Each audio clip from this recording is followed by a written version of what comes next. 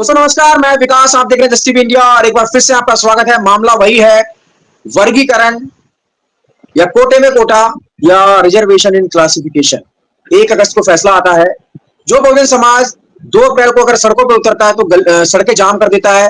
वो बहुजन समाज जब मनीषा वाल्मीकि की आवाज उठाता है तो उसकी आवाज पूरे देश में गूंजती है। वही बहुजन समाज आज 1 अगस्त के फैसले के बाद अलग हो गया है, विचारधारा अलग हो गई है। जो इसका पक्ष रख रहे हैं वो कह रहे हैं ये फैसला संविधान के विरोध में है, और जो वर्गीकरण के समर्थन में है वो ये कह रहे हैं कि ये फैसला उनके हक में है और संवैधानिक फैसला है। तो मैं डॉक्टर महेश वर्मा जी हमारे साथ हैं। हमारे साथ इस समय मौजूद है सचिन जी, जो सोशल एक्टिविस्ट हैं और भारतीय समाज निर्माण संघ के एक कार्यकर्ता हैं। तो सवाल मेरा पहला डॉक्टर महेश वर्मा जी से होगा। महेश जी बताइए, 1 अगस्त को फैसला आता है, जो बहुजन समाज एक साथ लड़ाई लड़ता था सड़कों पे, जिसको देखकर तमाम लोग डर जाते थे, नीले झंडे को देखकर लोग डर जाते थे, लेकिन 1 अगस्त के बाद फैसला आता है और घर के लोगों का विरोध करने लगते हैं। तो ये क्या सिचुएशन है बहुजन समाज में पैदा हो गई है? 85% का नारा था, अभी 85% में तो सब बिखरा हो गया है। बिल्कुल, जो बहुत बहुत शुक्रिया विकास जी, आपने इस मौजू टॉपिक पर आप इसमें डिबेट कर रहे हैं। देखिए, आपने खुद ने कहा कि कल तक हम भाई थे और अब आपस में लड़ रहे हैं, तो इसका मतलब यह है कि कोई ना कोई है जो आपको और हमको लड़वा रहा है ना। ये इस बात को, ये पहली बात है कि कोई ना कोई हमें हवा दे रहा है और हम उस हवा में आ रहे हैं। देखिए, 1 अगस्त का जो फैसला था, उस फैसले ने कहीं ना कहीं हमारे समाज के अंदर विभेद पैदा कर दिया। और मैं फिर कहता हूं कि जो खासतौर पे जो मेहतर कम्युनिटी है, मैं वाल्मीकि कम्युनिटी से पहले मेहतर कम्युनिटी कहूंगा, क्योंकि इसका नाम पहले मेहतर, और जो पंजाब में चूड़ा कहते हैं, जैसे चमार चूड़ा कहते हैं ना, तो हमें इस बात को, अपनी पहचान को बिल्कुल स्पष्ट रखना चाहिए।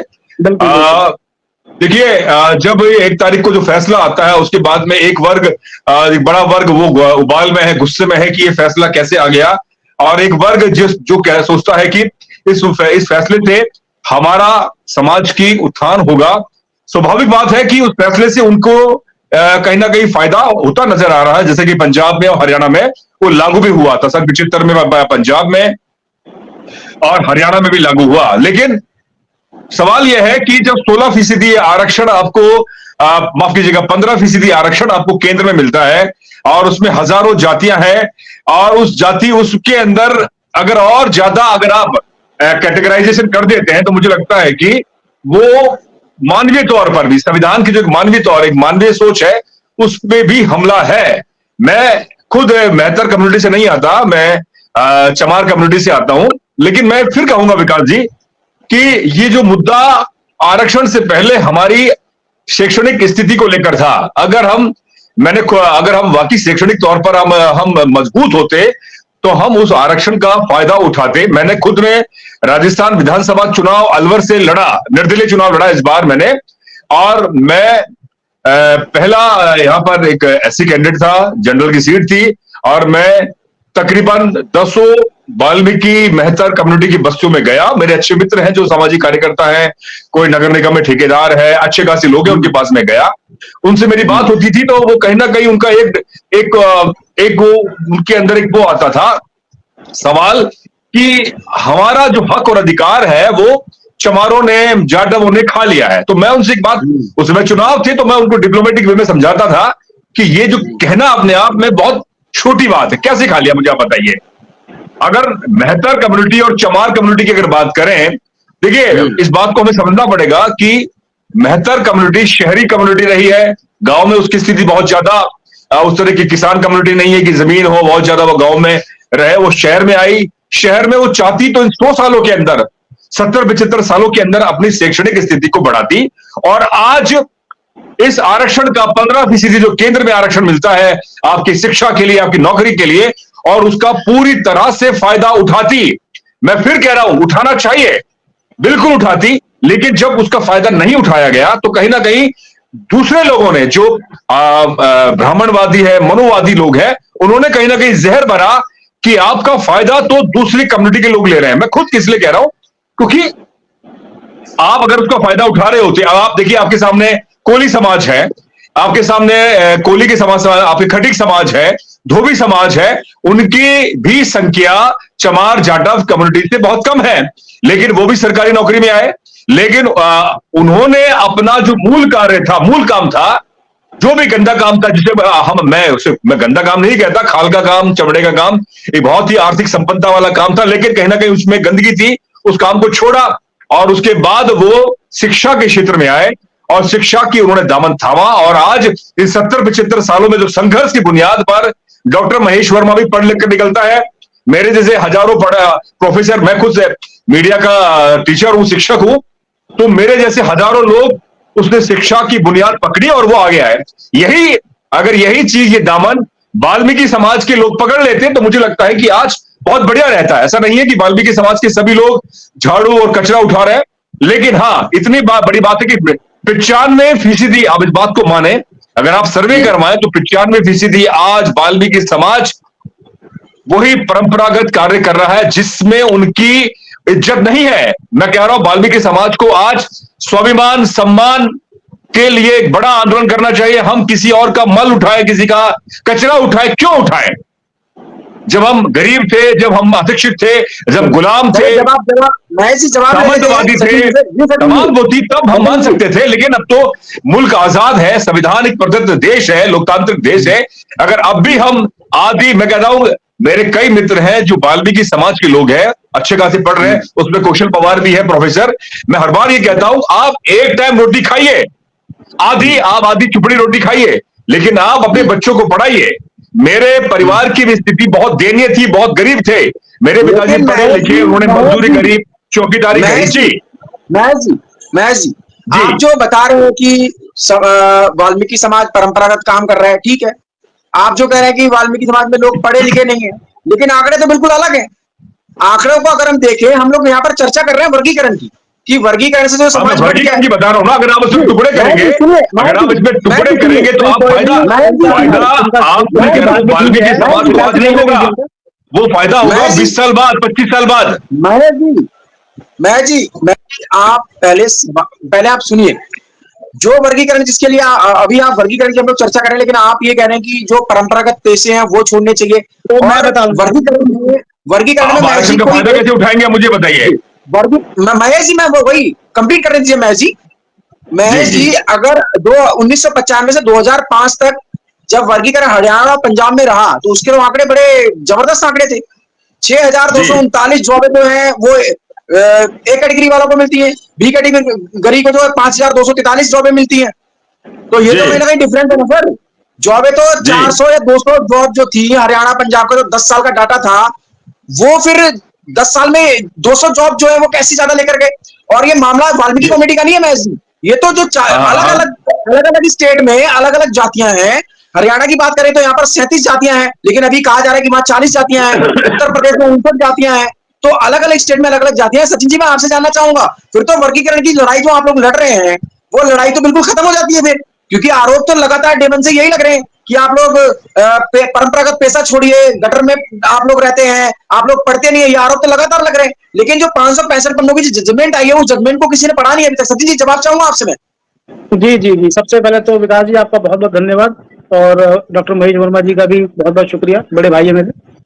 देखिए, इन्होंने एक बहुत अच्छी बात कही है कि पहले तो बात शुरू कर दूं कि एक वक्त ऐसा भी आता है कि जब परिवार में दो भाइयों में मनमुटाव होता है, तो जो छोटा भाई है उसको बड़ा भाई अपना फर्ज निभाता है और उसको आगे लेकर के आता है। तो ये झगड़ा, ये मनमुटाव है, कोई झगड़ा ऐसी नहीं है। हमने बड़ी लड़ाई अपने साथ में लड़ी है और आगे भी लड़ेंगे, और 85% ना तो कभी टूटा है ना टूटेगा, क्योंकि महापुरुषों की लड़ाई है, आंदोलन है। वो आंदोलन अगर एक बार कोई समझ गया तो फिर वो टूटने का मतलब बनता नहीं। पहली बात तो ये। दूसरी बात ये है कि जो आप कह रहे हैं कि भाई जातियों ने काम नहीं छोड़ा अपना, इन जातियों ने, आपने छोड़ा, बहुत अच्छी बात है, तो आप आगे ही बढ़े। तो उसका कारण मैं बता देता हूँ आपको, हमें घुमा फिरा के नहीं, मैं सीधी सीधी बात बताता हूँ आपको। 1920-21 के अंदर स्वामी अच्युतानंद जी ने राष्ट्रीय अधिवेशन किया रामलीला मैदान के अंदर दिल्ली में। राष्ट्र मतलब देश के लेवल का अधिवेशन। उसमें छत्रपति शाहू जी महाराज को भी बुलाया, डॉक्टर भीमराव अम्बेडकर साहब, बाबा साहब को भी उन्होंने इन्वाइट किया। अब अगर 1920 के अंदर आप आंदोलन कर रहे हो, मतलब आप अधिवेशन कर रहे हो, तो मतलब देश के लेवल पर आपने काम किया होगा ना। आप 100 साल से जागरूक हो, आरक्षण क्या है, क्या मिलने वाला है, संविधान किसको क्या देने वाला है, आप लोग जागरूक हो। हम तो बड़ा भाई कह तो रहे हैं आपको, आप बड़े भाई हो, हाँ आप यही पहले जागरूक हो। आपको जैसे ही आरक्षण संविधान बनता है, आरक्षण का दरवाजा खुलता है, क्योंकि आप जागरूक हो, आप दरवाजे के पास खड़े। आपने जैसी आरक्षण मिला, आपने उसका सही इस्तेमाल किया, और करना भी चाहिए भैया। महापुरुषों ने बड़ी शहादत दे करके ये लिया है, आपने उसको लिया और उसको कंटिन्यू किया और लेते चले आए। अब आती है बात हमारी, हमार को हमार को ना हमारे अंदर कोई, ना तो कोई आंदोलन हुए, ना तो आंदोलन हुए, ना कोई जागरूकता हुई, ना किसी प्रकार की वैचारिकता किसी ने नहीं करी। अच्युतानंद स्वामी के साथ भी हमारे लोग लगे, जो जागरूक थे जितने भी थे। उसके बाद में मान्यवर काशीराम जी आते हैं, उनके साथ भी हम लगे, उनको भी हमने अपने नेता माना। 36 बिरादरियों ने उनको अपना नेता माना। कोई अकेली जाति बिरादरी आगे नहीं बढ़ती है, कोई संघर्ष नहीं कर सकती है। अगर हम सोचे कि हम अकेले अकेले कुछ कर लेंगे, तो कोई भी जाति संघर्ष नहीं कर सकती, राजनीति नहीं कर सकती, कामयाब नहीं हो सकती। ठीक है, उसमें सभी को मिलना पड़ता है, सभी को अपनी आहुति देनी पड़ती है, तब जाकर के मूवमेंट तैयार होती है, बहुजनों की मूवमेंट तैयार होती है। उसके बाद बहन मायावती जी आती है, उनको भी हमने अपने नेता माना। लेकिन आज आप जो बात कहते हो कि भाई इनमें कोई पढ़ा लिखा नहीं है, ये लोग पढ़े लिखे नहीं, इन्होंने जातिगत काम नहीं छोड़ा, तो क्या इन महापुरुषों ने कभी कोशिश की? क्या आप लोगों ने काम करा? हमने तो आपको अपना नेता माना ना। मेरी बात सुन लीजिए पूरी। हमने आपको अपना नेता माना, लेकिन हमारे बीच में वो काम नहीं हो पाया। चलिए एनीवे, अब आती है बात भाई काम छोड़ने की। भाई पढ़ते लिखते तो, क्योंकि जानकारी नहीं थी, अभाव था, शिक्षा का अधिकार था, जानकारी का अभाव था, काम करने वाले लोगों का अभाव था, जाति में काम नहीं हुआ था। हम मान रहे हैं इस बात को, हमारी जाति में काम नहीं हुआ था। जिनको हमने अपना नेता माना, वो भी शायद नहीं कर पाए। अब आती है बात, 70-75 साल हो गए संविधान को बने हुए, तो देखो 25 से 30 साल की एक पीढ़ी होती है, जानकारी नहीं है, आरक्षण मिला। एक पीढ़ी ये सोचने समझने में चली गई कि भैया ये आरक्षण संविधान से क्या हमें मिलने वाला है। दूसरी पीढ़ी को मिला, वो सरकार उसमें जो है सफाई कर्मचारी की नौकरी में भी आई, उन्होंने पढ़ाई लिखाई भी करी। तीसरी पीढ़ी को मानी कि एक रोटी आधी रोटी पेट में पड़ी थी कि इतने में जो है आरक्षण, जो नौकरियां खत्म कर दी गई, सरकारी स्कूलों पर अटैक होने लगे। मतलब हम लोग भी थोड़े जागरूक हुए थे, समझ ही थे। ठीक है, तो ये हम छोड़ना चाहते थे, वो गंदा काम है। मानव मल कौन ढूंढना चाहेगा? आपने चमड़े का काम छोड़ा ना, कोई करना चाहेगा? ठीक है, काम जिससे पेट भरता हो, जिससे रोटी मिलती हो, जिससे बच्चों का पेट पलता हो, काम कोई छोटा बड़ा नहीं होता। लेकिन हमें आगे बढ़ने के लिए उसको छोड़ना पड़ेगा। हम भी छोड़ना चाहते हैं, हम भी नहीं करना चाहते। हम कौन करना चाहेगा? मानव मल कौन धोना चाहेगा? गंदगी का काम कौन करना चाहेगा? गटर के अंदर मैथिन गैस से मरने वाले लोग, कौन अपने आदमी को, अपने बेटे को, अपने पति को मरने के लिए भेजेगा? लेकिन अभी क्या है, क्योंकि काम नहीं हुआ हमारे लोगों के अंदर, क्योंकि आप ही जैसे बता रहे हो, ठीक है, कि भाई पढ़ाई लिखाई इन्होंने नहीं करी, तो काम होता जैसे आप लोगों में काम हुआ। अगर हमारे समाज में भी काम होता, तो ये कब बात बनती। और 36 बिरादरियां जो नहीं आगे बढ़ पाई, वो भी आगे बढ़ती, जिसमें से इसमें भंगी भी है, इसमें चमार भी, इसमें सॉरी चमार नहीं, भंगी है, वाल्मीकि है, और भी कई सारी 36 बिरादरी मैंने कह दिया, इसमें कई सारी आ गई है। इसमें कोई और पहचान छुपाने से कोई छोटा या बड़ा नहीं होता। जो पहचान, जो गालियां, भाई हमें तो साथ साथ गालियां भी साथ में रखा है, गालियों में भी। लेकिन क्या है, वो जो हमारे जो नेता थे, उन्होंने साथ साथ काम नहीं किया। जी, उन्होंने काम नहीं करा। पीछे रहने का एक कारण ये है, सुनिए मेरी बात सुनिए। अब ये जो वर्गीकरण का जो बीज है, ये कोई आज तो नया पड़ा नहीं, 1975 में उसका बीज पड़ता है। ठीक है जी, 31 साल तक ये मिलता है। आप उस वक्त का रिकॉर्ड उठा के देख लीजिए। और क्या नाम है, इसमें जो जस्टिस गुरुनाम सिंह की जो कमेटी है, उसकी रिपोर्ट उठा के देख लीजिए। इसमें आप लोग इसमें आगे ही रहे। अगर आप इसके अंदर जो हम इसका आंकड़ा उठा करके देखते हैं पहले का, तो जो हमारा जाटव समाज है, जिसको ये क्लास 1 के अंदर, उसमें ये मैं आपको पहले की बता रहा हूँ, वर्गीकरण से पहले का, जो हमारा जो जाटव या चमार समाज कहेंगे, जो 5-6 बिरादरी जिसमें आती है, इसमें 126 लोग ये नौकरियों का आंकड़ा बता रहा हूँ। इसमें कैसे है, कैसे अप और कैसे डाउन है, वर्गीकरण का क्या फायदा है, क्या नुकसान है। ठीक है, इसमें 126 आदमी अगर जाटव चमार समाज के लगते हैं, तो 21 आदमी जो है उसमें भंगियों के और वाल्मीकियों के लगते हैं। 126 और 21 का देखो डिफरेंस आप देखिए। क्योंकि मैंने कहा ना कि आप लोग जागरूक पढ़े लिख रहे हो, हमारे लोगों में काम ही नहीं हुआ। अगर क्लास 2 के अंदर 368 लगते हैं जाटव चमार के, तो भंगी वाल्मीकि के 31 लगते हैं। क्लास 3 में अगर 16,600 चमार और जाटव समाज के लगते हैं, तो भंगी और वाल्मीकि और जो चूड़ा है उसमें 1800 1850 के करीब लोग लगते हैं। एमएलए अगर आप लोगों के 15 बनते हैं, तो हम लोगों के 1 या 2 बनते हैं। लेकिन जब ये सब क्लासिफिकेशन आता है, उसके बाद अगर हम उठा के देखते हैं, तो अगर क्लास 1 के 36 चमार और जाटव समाज के लोग लगते हैं, तो जो 36 बिरादरी है, यानी वाल्मीकि समाज को भी अगर उसमें मिला के देख लें, चूड़ा कहते हैं, भंगी कहते हैं, इन सबको बिठा के देख लें, तो 36 अगर इस जाति के लगते हैं, तो 37 हमारे भी लगते हैं। अगर 385 आप लोगों के लगते हैं, तो 385 हमारे भी लग रहे हैं। और अगर क्लास 3 के अंदर हम देखें, अगर 57 से 76 जो आंकड़े दिखाए जा रहे हैं, तो 6000 फिर उसमें हमारे भी, मतलब हमारा प्रतिनिधित्व बड़ा है ना सर वर्गीकरण के बाद में। एमएलए अगर आप लोगों के 11 बनते हैं, तो भाई 2 से 6 हमारे भी होंगे। मतलब यह है कि आपका कुछ नहीं जा रहा। वर्गीकरण के अंदर जाटव जो चमार समाज है, उसको उसका हक दिया जा रहा है, ऐसा नहीं दिया जा रहा है। अब लेकिन जो जातियां पीछे खड़ी थी, जैसे मान लीजिए ट्रेन का डब्बा है, अभी इस जस्टिस साहब ने भी उदाहरण दिया था, बड़ा अच्छा उदाहरण है। ट्रेन के डब्बे में जो लोग पहले स्टेशन पे चढ़े थे वो चढ़ गए। अब क्या होता है, स्वाभाविक है, अब भाई चढ़ गए, सीट पूरी हो गई, तो हम कोशिश करते हैं भाई उसका गेट बंद कर दो ताकि और लोग ना आए, भीड़ भड़का ना हो जाए, उतरेंगे तो फिर दूसरे चढ़ेंगे। लेकिन वो जो ट्रेन का डब्बा है वो बंद ही रहा, आरक्षण का लाभ सबको नहीं मिल पाया। जो आखिरी पायदान पे खड़ा हुआ व्यक्ति था वो आज भी कहीं ना कहीं इंतजार कर रहा है कि सरकारें सुनेंगी या किसी प्रकार से हमें मिले या हमारे प्रतिनिधित्व बढ़े, ऐसा हो नहीं पाया। सर, आपने कहा कि आरक्षण का जो डब्बा था वो बंद था हमारे लिए, शायद ये मुझे लगता है कि शायद आपने गलत बोला है। आरक्षण का डब्बा विनय महेश वर्मा जी, अभी बात पूरी हुई नहीं है, मैंने भी कुछ नहीं कह रहा, जवाब बोले, मैं भी सुन रहा था। सचिन जी, माननीय सुप्रीम कोर्ट ने जब इस चीज को देखा कि वर्गीकरण, हमने ये वर्गीकरण हम नहीं कर रहे हैं, जिन जातियों ने अपने लोगों को सपोर्ट किया, जिनका जिनका राजनीति में प्रतिनिधित्व लेकर के आया, ये उनका फर्ज बनता था कि बाकी बिरादरियों को भी साथ लेके चले। तो ये जो वर्गीकरण है ये हमने नहीं किया, ये इन्हीं लोगों ने किया। इनके अंदर ये साफ शीशे की तरह चमकता हुआ जो पीछे रह गया समाज नजर आ रहा है। तो ये इसको आगे लाने के लिए जो संविधान का 15(4) और 16(4) कहता है कि राज्य सरकारें कर सकती है, उनको करने का जो केस चल रहा था उस केस को उन्होंने सही ठहराया कि ठीक है, इसको दिया जाए और ये राज्य सरकार इसको लागू कर सकती है। अभी मिला नहीं है, अभी मिला नहीं है, सिर्फ मिलने की बात हुई है कि कर सकते हैं। लेकिन इतना बवाल हमारे बड़े भाइयों ने कर दिया। आशा और उम्मीद ये थी कि बड़े भाई छोटे भाइयों के साथ आएंगे और ये कहेंगे कि हम तुम्हारे साथ हैं, अगर तुम्हें कुछ मिल सकता है तो हम बाकी 36 बिरादरी के साथ भी हैं। इसमें जो हमारे नेता भी थे उनके पास भी एक अवसर था ये सामने आने का कि भाई तुम बाकी के लोग अगर पीछे रह गए तो हम आपके नेता हैं, हम आपका नेतृत्व लंबे समय से कर रहे हैं, आप आओ हमारे साथ में, हम दिलवाएंगे आपको, ये हमारा फर्ज बनता है। तो लेकिन ऐसा भी नहीं हो पाया। और इसमें रही बात बंटने की, आप महेश जी, आपको मेरी आवाज आ रही है ना? आवाज आ रही है आपको मेरी? जी, हाँ, आ रही है, बंटने की अगर बंटने की बात रही तो वर्गीकरण पहले भी हुआ और तब कोई नहीं बटा। जब मंडल कमीशन आयोग आया तब भी लोगों को लगा था ये हमारे हित की बात नहीं है, लेकिन सरकार करना चाहती थी, सरकार ने किया और आज सबके हित की बात आ रही है। इसी के अंदर में एक आंकड़ा आपको और जोड़ दूं, सुरेंद्र सिंह जोधका और अविनाश कुमार जो कि GNU के प्रोफेसर और सामाजिक चिंतक भी हैं, इन्होंने 2007 के अंदर अपना एक शोध प्रकट किया है। अपना एक आंकड़ा है जो इनकी रिपोर्ट है वो तैयार करी है, जिसमें वर्गीकरण 1996 से लेकर के 2003 तक 7 साल का इन्होंने अपना जो आंकड़ा दिया है, उसमें जाटा और चमार जाति के जो क्लास 1 की अगर हम बात करें तो वो 60% तक वो लोग बने हैं।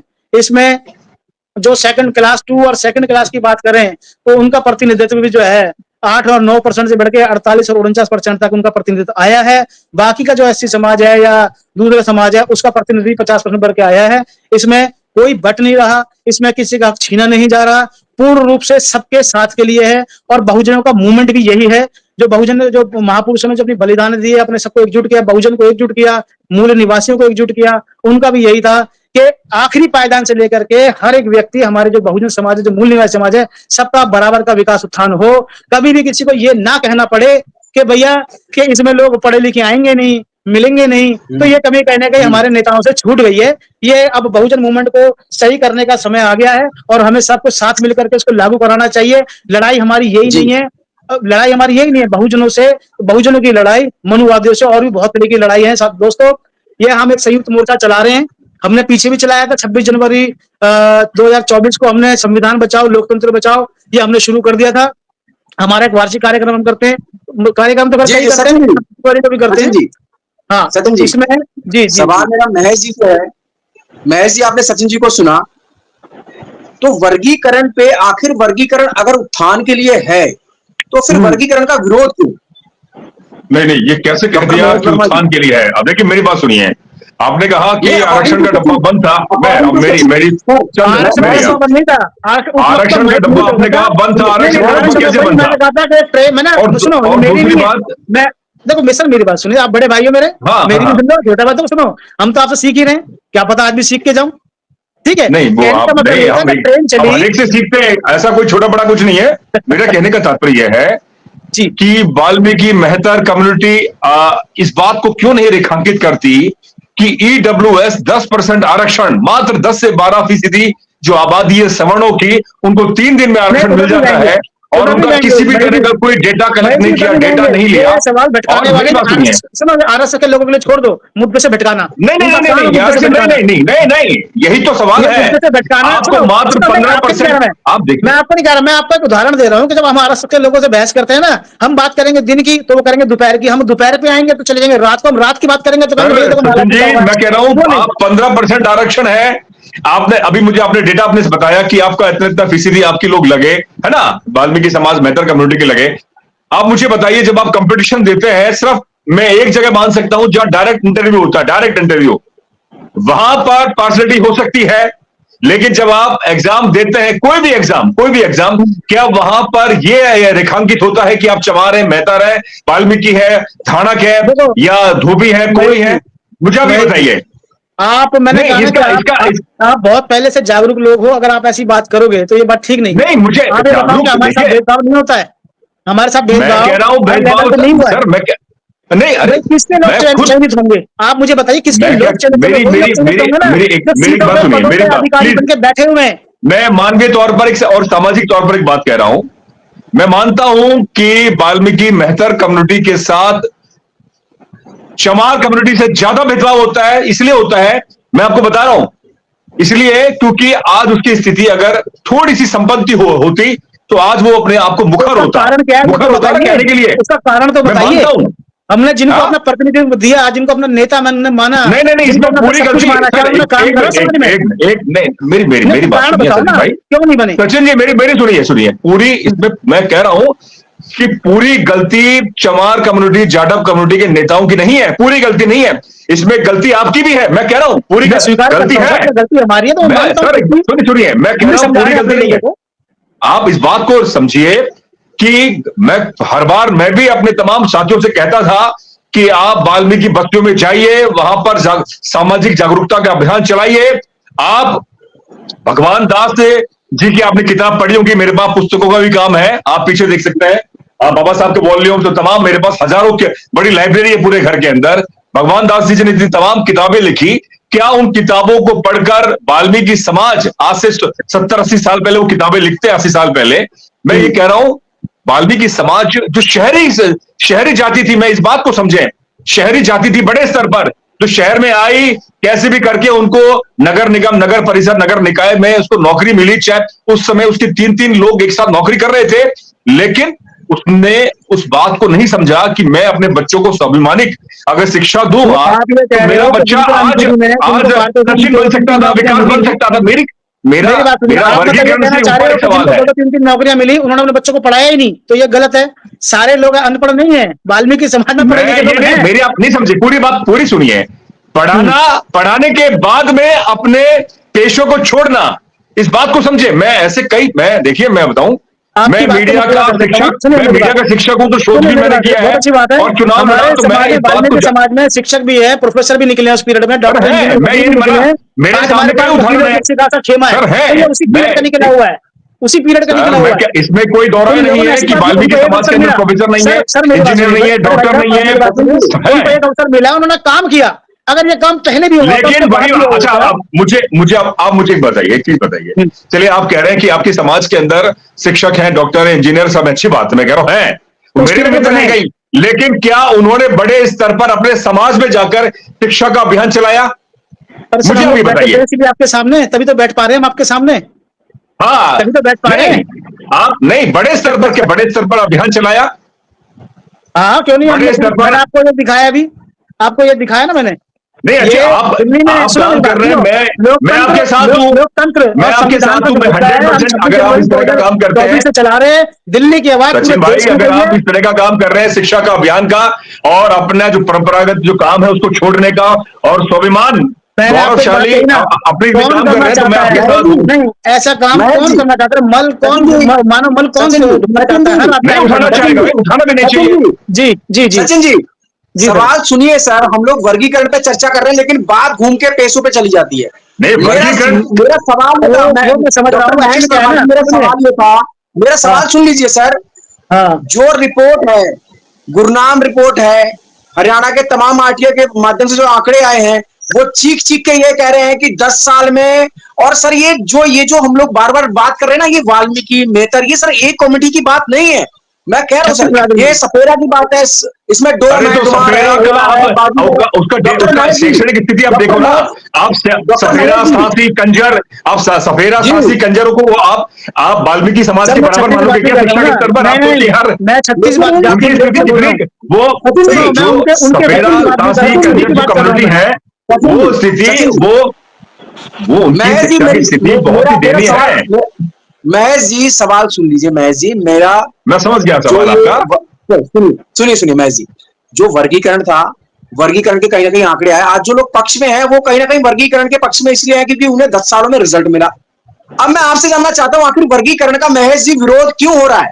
आखिर वर्गीकरण का विरोध इसलिए हो रहा है कि आप, अरे आप विरोध इसलिए हो रहा है कि मान लीजिए, मैं आपको बताता हूँ विरोध इसलिए हो रहा है। मान लीजिए कोई सर महेश जी तथ्यों के साथ बात कीजिए और ये बताइए आखिर वर्गीकरण, मैं तथ्यों के साथ कह रहा हूँ। एक बात सुनिए, नुकसान क्या है ये बताइए। अरे मैं तथ्यों के साथ बोलूंगा, एक शब्द बोलूंगा।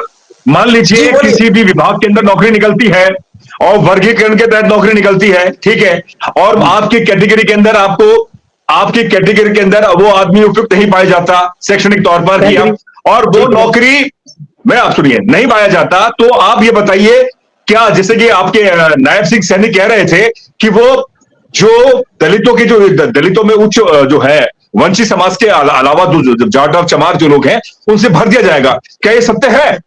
आज की तारीख में नॉट फाउंड सुटेबल आपके सामने दिख रहा है, नॉट एक्सेप्टेबल दिख रहा है, ये तमाम डेटा आपके सामने है। आपकी जो पोस्ट है वो जनरल के अंदर काउंट हो जाएगी, ये गारंटी है। और आप जो कह रहे हैं कि आपने जो तमाम डेटा बताए, वो डेटा आपके उसलिए नहीं है कि आपका वर्गीकरण कर दिया था तो आपकी नौकरी लग गई। अगर आप वर्गीकरण नहीं होता तो भी आपकी नौकरी लग रही थी। मेरी बात सुनिए, अगर आपने राजस्थान से आप राजस्थान का डेटा उठा लीजिए ना, ये इतना मोटा है, आपने अगर पढ़ा हो तो 600 कुछ पेज का मैं लेकर के बैठा हुआ हूँ जी, ठीक है।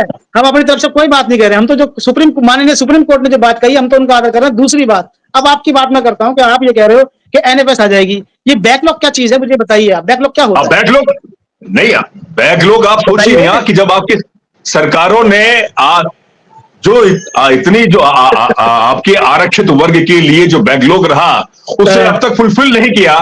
कितना बैकलॉग है? ए क्लास के अंदर, बी क्लास के अंदर, सी क्लास के अंदर, 4 क्लास के अंदर। तो ये जनरल को क्यों नहीं गई?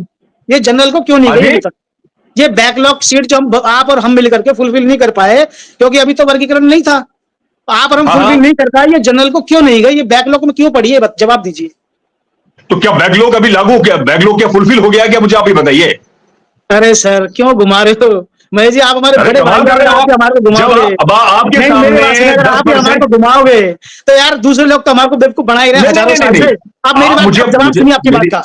अब मैं आपकी बात का जवाब बताइए, आपकी बात का जवाब बताइए। आपके सामने 10% से विकास जी के माध्यम से इस NFS not found for suitable का मैं अपने लोगों को भी जवाब देना चाह रहा हूं और आपको भी जवाब देना चाह रहा हूं कि एनएफएस नाम की कोई चीज ही नहीं है। ए और बी दो ही कैटेगरी है। अगर मान लीजिए 10 वैकेंसी निकलती है, 5 ए को दे दिया और 5 बी को दे दिए, अगर ए में सुटेबल नहीं है या बी में सुटेबल नहीं है, बी की निकल के ए में जाएगी, ए की निकल के बी में जाएगी और जो बच जाएगी वो बैकलॉग कहलाएगी। ऐसा मुझे बताइए, मुझे हरियाणा के अंदर हुआ, पंजाब में हुआ, मुझे नहीं, अब आप बताइए जो आप बता रहे हैं ए और बी बता रहे हैं। एनएफएस नाम की चीज का आप मुद्दा उठाना बंद कर दीजिए बड़े भाई साहब। कमाल कर रहे, मैं खुद भुगत भोगी हूँ भैया, गवर्नमेंट यूनिवर्सिटी में एनएफएस हुआ हूँ। आप खुद कह रहे हो कि भाई सीट भर नहीं पाए तो एनएफएस हो गया, आप खुद ही कमाल कर रहे, कैसे नहीं होगा? मैं थोड़ी कह रहा हूँ वो सोने अब चली जाएगी, कैसे नहीं होगा? अब चली जाएगी, बताइए ना मुझे। देखो सुनो, आपने जो डेटा बताया है, मैं आपको कह रहा हूँ वर्गीकरण नहीं होता तो भी वाल्मीकि समाज की नौकरी नहीं लगती, उससे ज्यादा लगते। हमारे लोग वैसे भी इतने ज्यादा जागरूक नहीं है, अगर आप इस तरीके से बातें करेंगे तो फिर वो बेचारे समझ नहीं पाएंगे। आप सीधी सीधी बताइए वर्गीकरण से बराबर होने वाला है। जिन लोगों को आरक्षण का लाभ नहीं मिला है उनको आरक्षण मिलने वाला है, और जो लोग जो लोग ये सोच रहे हैं अपने समाज को जागरूक कीजिए ना। एक मिनट के लिए मेरी आप सुनिए, देखिए अब सीधी लड़ाई आपको मैं आपको बताऊं, मेरे कई साथी जो मैं रेडियो में कार्यक्रम करने जाता था तो आपकी कम्युनिटी के लोग थे, मैं आपको घुमा नहीं रहा, मैं आपको बता रहा हूं। आप 20 साल पहले भी मेरे से कहते थे कि हमारा सारा आरक्षण चमार खा रहा है। आप मुझे बताइए आरक्षण चमार कैसे खा रहा है? आप बताइए मुझे, आप बताइए। देखो सुनो, ये देखो पहली बात तो ये है कि नहीं, ये जो गलत धारणा आरएसएस ने भरी है ना, जो भरी है, उस धारणा को बाहर निकालना पड़ेगा भाई। एनएफएस से आप एनएफएस पे आइए, आप एनएफएस में मैं कह रहा हूं नॉट फाउंड सुटेबल। आपको आप किसी भी सेंट्रल यूनिवर्सिटी का, स्टेट यूनिवर्सिटी का, PSU कंपनी का अगर आप डेटा निकालेंगे उसमें हमारा रिसर्च है। जब बैकलॉग का मतलब यही होता है भाई साहब, बड़े भाई साहब, इसके जब दोनों तीनों कैटेगरी मिलकर के लोग नहीं कर पाते हैं, तो जो वैकेंसी बच जाती है उसको वहां पे उसके लिए रिजर्व कर दिया था, उसी को बैकलॉग कहते हैं। कि जब ये लोग दोबारा उस वैकेंसी निकलेगी तो हम इसको फुलफिल किए जाएंगे। हर डिपार्टमेंट में हर जगह पर है, ये पहले भी छोड़ने को नहीं गई। और वर्गीकरण नहीं,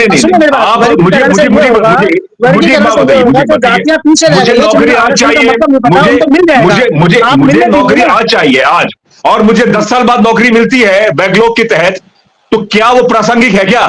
तो आप सोचिए ना, पढ़े लिखे नहीं हो ना, आज आप काबिल नहीं हो। कमाल कर रहे हैं। अरे डॉक्टरेट है, PhD है, JRF है, जिसने 20 पेपर लिखे हैं, जिसने 20-22 साल नेशनल चैनल में नौकरी करी है। आप कमाल कर रहे हो। जिस आदमी ने नहीं इसमें ये लाइन इसको रिकॉर्ड करें, जिस आदमी ने 20-22 साल नेशनल चैनलों में नौकरी करी, जो डॉक्टरेट है, JRF है, जिसने किताब लिखी, पेपर लिखा, वो आदमी एनएफएस हो जाता है, नॉट फाउंड सुटेबल हो जाता है। कमाल कर पढ़े लिखे नहीं, क्या बात कर दी आपने? ये जो धारणा है आप अच्छी तरह से लिख लीजिए। सामाजिक जो है, सामाजिक लड़ाई सबकी होती है, जो सबके साथ घटता है। सामाजिक लड़ाई कह रहा हूं, आप इस बात को समझें। हम लड़ाई आपस में कर रहे हैं, जबकि लड़ाई हमें तीसरी से करनी चाहिए, हमें एकजुट होना चाहिए। मैं फिर मेरी बात, सवाल मेरा आपसे नहीं है, मेरा सवाल आपसे नहीं है, सवाल मेरा उनसे जिन्होंने जहर भरा है। सर यार समझे इस बात को, बताइए तो सही ना, तो मुझे बता पा रहे हो। यार ये बताइए, जो आदमी ये कहता है कि सफाई करना आपका ईश्वरी काम है, आप बताइए ना, आप बताइए, वो आदमी आपको वाल्मीकिकरण करना है आपके समुदाय का, आप मुझे बताइए। हमारे नेताओं ने काम नहीं करा समाज में करने का, जिन नेताओं ने काम नहीं किया उनसे सवाल कीजिए। आंदोलन को हमारे लोगों में सब में नहीं चला। मैंने अपने हाथ से वाल्मीकि समाज के गटर से लाश निकाली है रिपोर्टिंग के दौरान, तो हमारे इतनी संवेदना रखता हूँ हमारे तो मना थोड़ी कर रहा हूं आपको मैं।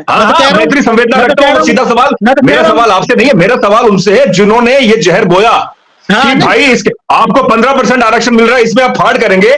आप, मैं कह रहा हूं, जो सारे आंकड़े आपने बताए ना, पंजाब के, हरियाणा के, उसमें ज्यादा नौकरी आपकी लगती। ये वो वर्गीकरण की वजह से नौकरी नहीं लगी आपकी, आपको, आप सोचें। सर एक जगह जहां इंटरव्यू डायरेक्ट इंटरव्यू होता है, मैं मान सकता हूं कि वहां पर एक चमार कम्युनिटी का आदमी चमार को फेवर कर देगा, मान सकता हूं, वहां मान सकता हूं। बड़े वर्गीकरण कह रहे हो तो जो 20 साल से केस बंद जो चल रहा था, इस पे जो 20 साल से नहीं मिला, अगर ये वर्गीकरण चालू रहता तो मैं गारंटी करता हूं कम से कम 2 पीढ़ियां आगे बढ़ती, आपकी भी और हमारी भी। कमाल कर रहे हो। अरे आपको किसने रोका? पढ़ाई के लिए किसने रोका, ये बताइए। तो आपका पढ़ाई के लिए आज की डेटा मुझे बताइए। आज आप वाल्मीकि समुदाय को पढ़ाई के लिए किसने रोका है? आज मुझे बताइए, आज किसने रोका है? आज हमारे पास सब कुछ है, सरकार आपको सारी चीज शिक्षा की सारी चीज सुविधा, 12वीं क्लास तक शिक्षा बिल्कुल फ्री है सरकारी स्कूल में। ये उपवर्गीकरण हो जाने दीजिए, वो भी ले लेंगे, वो भी आज। कमाल कर रहे हो आप। वर्ग आप ही कहिए, मेरी बात, अगर जनरल कम्युनिटी से बात करें कि भाई आरक्षण हटा दियो, जातिवाद हट जाएगा, जाति हट जाएगी। हम कहते हैं कि जाति पहले है, आरक्षण बाद में है, और आप कह रहे वर्गीकरण हो जाएगा तो हमारे बच्चे पढ़ लेंगे। यही सवाल कह रहे हो ना, ये उल्टा बात नहीं हो गई है? नहीं, आरक्षण जाति का आधार पर दिया है क्या? मैं कह रहा हूं सर, जनरल कम्युनिटी का आदमी सीधे तौर पर आरक्षण पर हमला करता है, वो कहता है कि आरक्षण से जातिवाद हो रहा है। महेश जी, आप सीधी बात को रेखांकित करें कि आरक्षण से जातिवाद नहीं हो रहा, जातिवाद है, इसीलिए इस देश के आरक्षण की जरूरत पड़ी। नहीं, गलत परिभाषा। बात को समझे, वर्गीकरण से आपको लाभ कम मिलेगा जब आपकी कम्युनिटी पढ़ी लिखेगी। मैं फिर कह रहा हूं, मेरा आपसे निवेदन है। चलो सुनो, हम दोनों भाई हैं। अस्पृश्यता, भेदभाव, छूआछूत, हमारी जो शैक्षणिक स्थिति कमजोर, तमाम सारी चीजें उसी के मापदंड के आधार पर हमें आरक्षण मिला है। मैं मान रहा हूं, यही तो है। आज आपकी, मैं कह रहा हूं, आज कम्युनिटी पढ़ेगी लिखेगी, वो सब तक पहुंच जाए, यही वर्गीकरण चाहता है, यही माननीय सुप्रीम कोर्ट चाहते हैं, यही हम लोग भी चाहते हैं। आज माननीय सुप्रीम कोर्ट की आप बात कर रहे हो, सुप्रीम कोर्ट को ये नहीं पता कि गटर के अंदर आप वाल्मीकि समाज का लोग भर रहे हैं, उनके लिए आपने ना तो आपने सारी सरकारी वाल्मीकि समाज की नौकरी कॉन्ट्रैक्ट पे कर दी है, आपके लिए मास्क नहीं है, आपके लिए उपकरण नहीं है, आपके लिए दस्ता, आपके पास कुछ है। आप मुझे बताइए ना, आप सुप्रीम कोर्ट की बात करें, 20 साल हो गए सुप्रीम कोर्ट में लड़ाई लड़ते हुए, तमाम जो एनजीओ से, तमाम मेरे जैसे पत्रकारों ने, आप उनको इंसान, आप वाल्मीकि समाज को इंसान तो समझ नहीं रहे। सुप्रीम कोर्ट से पूछो ना आप, सुप्रीम कोर्ट से सवाल पूछो कि वाल्मीकि समाज का आदमी आज भी गटर में मर रहा है, उसके लिए कौन से आपने उपकरण आपने इस्तेमाल कर दिए या ला दिए?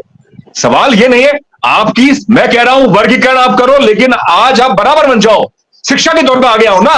आपने कहा सासी कंजर और ये जो भी है सासी कंजर, ये दो और भी जो जाति है जिनके सवाल किया तभी उसने कहा बिल्कुल कमजोर है भाई मेरे, मिलेगा।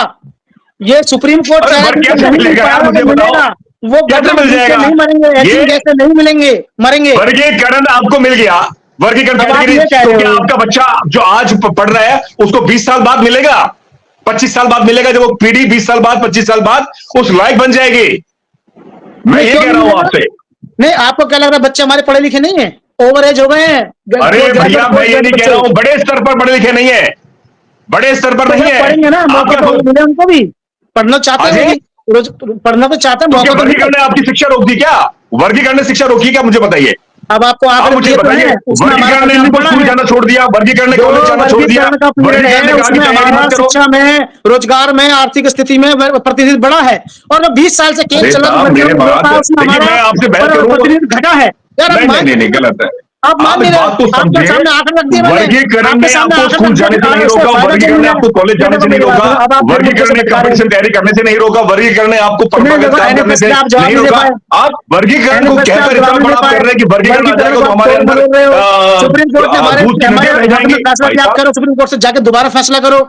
अरे भैया जिनको तकलीफ है वो बात करें ना सुप्रीम कोर्ट से, हम तो धन्यवाद कर रहे हैं आप धन्यवाद कर रहे हैं। डिबेट अंतोगतवाद चमारों से ये हो रही है, मैं कह रहा हूं मेरी बात सुनिए, आप डिबेट कीजिए, अच्छी बात है, आप अच्छी बात करें, लेकिन और देखिए बाबा साहब जिस कम्युनिटी से थे ना, वो चमार नहीं थी, वो महार कम्युनिटी थी, जो उत्तर भारत के अंदर बेहतर कम्युनिटी है, वो कम्युनिटी है महाराष्ट्र में महार कम्युनिटी। आप सोचें क्या ये बात मुझे लगता है वाल्मीकि समाज बेहतर कम्युनिटी की बात को लोगों को नहीं मालूम, उन्होंने शिक्षा का दामन थामा महार कम्युनिटी ने, और महाराष्ट्र में सबसे ज्यादा नौकरी पाने वाले और बोधिस्ट जो बने। मैं कह तो रहा हूं आप, अरे भाई साहब, वैचारिक शैक्षणिक रूप से हमारे वाल्मीकि समाज के अंदर इतना विश्वास इतनी भरी पड़ी है, जिनको कैसे बुद्ध की राह पे जाएगा, कैसे अम्बेडकर की बाबा साहब की राह पे चलेगा? ये बहुजन हिताय बहुजन सुखाय का नारा कहां चला गया? नहीं, मैं तो सवाल कर रहा हूं ना, मैं कह रहा हूं मैं आपको मैंने अपने परिवार का सचिन भाई, मैं कह रहा हूं मेरे परिवार का उदाहरण दे रहा हूं, मेरे पिताजी आपको शीशे की तरह साफ हो जाएगा, और हमारे साथ एक जैसी छुआछूत होती है, कोई बड़ी कोई 19-20 नहीं होता। मैं कमरा किराए पे लेने जाऊंगा तो मुझे भी कमरा नहीं मिलेगा, आप जानते हैं मैं कौन है, चमारे नहीं दूंगा। कमरे का वर्गीकरण, ये इस बात को समझे सर, वर्गीकरण का फायदा जब मिलेगा जब वर्गीकरण का मामला विकास के पढ़े लिखे होंगे, विकास के जब पढ़े लिखे होंगे। मैं फिर आपसे कह रहा हूँ, बात को आगे बढ़ा रहा हूँ, चलिए मैं फिर कह रहा हूँ महेश जी से दोबारा मुलाकात होगी, दोबारा बात करेंगे, करूंगा आइए हमारे आखिर में मेरे ये देखिए, मेरे बहस करने से तमामों से बहस करने से कुछ नहीं होगा। मैं कह रहा हूँ आप ये कीजिए ना कि 15% को 25% आरक्षण करवाइए ना सब मिलके। अरे जो मिल रहा है 15 को 25 करवाइए, लेने दो, फिर मजबूत हो जाएंगे। यही आपका 10% आरक्षण फुलफिल नहीं हो पाया, क्लास 1 में आपका 7% आरक्षण फुलफिल नहीं हो पा रहा, क्लास 1 का, इसका कारण कौन है? क्लास 2 का आपका 9-10% आपका आरक्षण फुलफिल हो रहा है। तो आप सोचिए कि उसके जिस माननीय सुप्रीम कोर्ट की आप इसमें उदाहरण दे रहे हैं, उस माननीय सुप्रीम कोर्ट से कीजिए कि लाखों वैकेंसी बैकलॉग पड़ी हुई है, लाखों। नहीं, अब आप इसको समाधान करना चाह रहे थे, आप इसको बहस में लेके जा रहे हो, हम समाधान चाह रहे थे, इसका बहस में लेके जा रहे हो। मैं समाधान की बात कर रहा हूँ, आपके सामने फिर ये सारी डिबेट उल्टी चली जाएगी, अपने समाज के लोगों के पास डिबेट रख दीजिए, आप आंकड़े रख दीजिए ना मेरे सामने। आपने कहा आरक्षण से वर्गीकरण से पढ़ने लग जाएगा, वर्गीकरण से नौकरी लग जाएगी, भाई नौकरी तो लग जाएगी, लेकिन क्या पढ़ने लग जाएगा क्या, ये बताइए। अरे नौकरी तो लग जाएगी, नौकरी मिलेगी, उसके माँ बाप को तुरंत नौकरी मिलेगी, जिसका माँ बाप आज ओवरएज हो गया है, बच्चों को, उन भूखे लोगों के पेट में आधी रोटी जाने दो मेरे भाई। उन गरीब बच्चों को पढ़ने दो, आज आप जो काम कर रहे हो उससे भी आपको पेट में रोटी मिल रही है, लेकिन स्वाभिमान नहीं मिल रहा।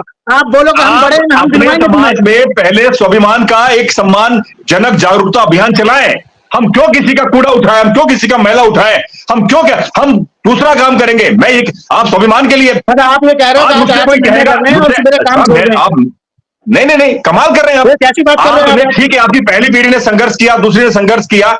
जब आपकी आप और मेरे जो बराबर के लोग हैं, वो भी आज अगर वो सफाई का काम कर रहा है, तो आप सोचिए कि ये तो बड़ी दयनीय स्थिति है ना। करते हो, आप जागरूक हो, आप बड़े भाई हो, आपको मानते हैं हम। हमारे जब संविधान जब लागू हुआ तो एक पीढ़ी को समझ नहीं आया, एक पीढ़ी समझी, उसको नौकरियां मिली, वो मिली जैसे। उसके बाद मनुवादियों ने जो लोग आजादी से पहले जिन्होंने कभी हमें मानव नहीं माना, संविधान उन्हीं के हाथ में था, उन्होंने संविधान को पूर्ण रूप से लागू नहीं होने दिया, हमें आरक्षण का लाभ नहीं लेने दिया, नहीं मिल पाया। जब जैसे हम लोग जागरूक हुए, एक रोटी आधी रोटी पेट में आई, अब हमने सोचा अपने बच्चों को पढ़ा लिखा कर डॉक्टर इंजीनियर वकील बना करके इनको उच्च शासन प्रशासन के अंदर अधिकारी बना देंगे। लेकिन इन लोगों ने सब कुछ खत्म कर दिया। लेकिन इसका कारण कहीं ना कहीं हमारे ही लोग हैं, हम ही लोग हैं, जिन लोगों ने समाज में जागरूकता का काम नहीं किया। जो बड़े भाई जिनको हम कह रहे हैं, वो लोग सामने नहीं आ पाए। आखिर में आपकी बात में समझ गया, मैं ये कह रहा हूँ, लेकिन यह है कि इसके लिए हम दोबारा जहां पर डायरेक्ट इंटरव्यू होता है ना, वहां तो मैं पार्शियलिटी मान सकता हूँ, जहां डायरेक्ट इंटरव्यू है। लेकिन जहां पर ओपन एग्जाम है, वहां पर आपका वर्गीकरण नहीं चलेगा। डॉक्टर महेश जी, मेरा मकसद, हाँ बिल्कुल, मेरा मकसद सिर्फ यहाँ पर डिबेट का मकसद सिर्फ ये है कि डिबेट के माध्यम से हमारे समाज में, हमारी सोसाइटी में एक ऐसा संदेश जाए कि जो बिखर गया है समाज में। नहीं, लड़ना तो बेकार है। मेरा अगर सचिन जी से आपसे मैं बहस करूं, लड़ूं, ऊंचा नीचे दिखाऊं, तो ये हमारे लिए किसी के लिए फायदा पहुंचाने का हम नहीं कर सकते। किसी खून का रिश्ता है, होगी किसी प्रकार के हिंसा इस मुद्दे पर। इसमें एक मुद्दा और जो क्रीमी लेयर का बोला गया, उसकी हम निंदा करते हैं। हम वो बिल्कुल भी हम उसको लागू नहीं होने देंगे। उसके लिए चाहे हमें कुछ भी करना पड़े, हम उसके खिलाफ हैं। वर्गीकरण के अंदर इसमें अभी कोई क्रीमी लेयर इसमें नहीं आई है, ये भी मैं आपको स्पष्ट कर दूं। और मैं अपने समाज के सभी लोगों से कहना चाहता हूं कि ये शांतिपूर्वक उसमें समाधान इसमें निकाला गया है। सुप्रीम कोर्ट ने हमारे इसका आदेश दिया है, इसके लिए हम उसका धन्यवाद करते हैं। और इसको न्यायपूर्ण सभी पार्टियों से हम लोग अनुरोध करते हैं कि आप हमारा इसको वर्गीकरण को लागू करें राज्यों के अंदर, ताकि ये समाज 36 बिरादरियां आपकी तरफ देख रही हैं, आपकी शक्ल देख रही है, हर पार्टी को, हर नेता को देख रही है। हम आपका स्वागत करेंगे अगर आप इसको पूर्ण रूप से लागू करते हैं। धन्यवाद जी जी जी। महेश जी अनुच्छेद 340 यही कहता है कि इसके। हाँ जी महेश जी, मेरा सवाल लास्ट में वही है, जो समाज के तमाम लोगों को क्या संदेश देना चाहेंगे आप? क्या चीज? देखिए, मैं समाज से इतना कहूंगा, मेरी बात, हम आपस में, हमारा खून, हमारा ब्लड रिलेशन है। मैं फिर कह रहा हूं, ब्लड रिलेशन है, हम आपस में है। और दूसरी बात क्या, हम आपस में अगर से कटेंगे, मरेंगे और एक दूसरे को नीचा दिखाएंगे, और तो मुझे लगता है कि जो इस चीज का हवा, जो फायदा उठाना चाह रहा है, वो उसका फायदा उठाएगा। आपस में लड़ेंगे, कटेंगे, एक दूसरे को नीचा दिखाएंगे, तो हम आपस में मूर्खता कर रहे हैं। इसलिए कह रहा हूं, शांति से इसका हल निकालो, शांति से सब कुछ हल निकलेगा। और मैं कह रहा हूं, फिर आखिरी में एक बात कह रहा हूं, मेरे आपसे पूरे मैं वाल्मीकि समाज के नाम ले रहा हूं। अगर दूसरे समाज जो है, कंजर है, सांसी है और दूसरी जातियां हैं, वो उनकी शैक्षणिक स्थिति बहुत ज्यादा बड़ी नहीं है। आपकी समाज में तो स्थिति बहुत ज्यादा विकास कर रही है। हम पहले और ज्यादा जागरूक हो। आपने कहा ना कि हमारा समाज जागरूक नहीं हो पा रहा था, ये इसी की तो खामी रही। और मैं कह रहा हूं, पढ़े लिखे, और एक दिन आएगा कि रोटी बेटी का रिश्ता होगा, और होना चाहिए। जब ब्लड रिलेशन आपस में संबंध बनेंगे, तो ये लड़ाई साझा होगी। लेकिन आप और हम, क्या हो रहा है कि हमारी लड़ाई को हवा कोई और दे रहा है। ये मेरा कह रहा हूं, अगस्त में हम आपस में लड़ेंगे, तो मुझे लगता है कि हम बहुजन मूवमेंट को कमजोर करेंगे। जी, देश के तमाम मूल निवासियों को मैं एक बात कहना चाहूंगा, ये हमारे पुरखों की धरोहर है। भारत का लोकतंत्र, भारत का संविधान, अगर ये जीवित है तो हम जीवित हैं, हमारा अस्तित्व जीवित है, हमारा वर्चस्व रहेगा। आज नहीं तो कल होगा। आज तक जो भी हमें इस देश में मिला है, वो सिर्फ इसी ने दिया है, और किसी ने नहीं दिया। और आगे भी भविष्य में हमें और हमारे जो आने वाली पीढ़ियों को जो मिलेगा, वो यही देने वाला है, और कोई नहीं देगा। और इसको हमें बचाने के लिए अगर हमें जान की बाजी भी लगानी पड़ेगी, तो हम इसको लगाएं। धन्यवाद। जय भीम, नमो बुद्धाय। आपका बहुत बहुत धन्यवाद। धन्यवाद आप तमाम साथियों का। डॉक्टर महेश वर्मा जी का बहुत बहुत धन्यवाद, और डॉक्टर सचिन जी का भी बहुत बहुत धन्यवाद। आप लोग आए और समाज के महत्वपूर्ण बिंदु पर आप लोगों ने चर्चा की। आप सभी दोनों साथियों का बहुत बहुत धन्यवाद।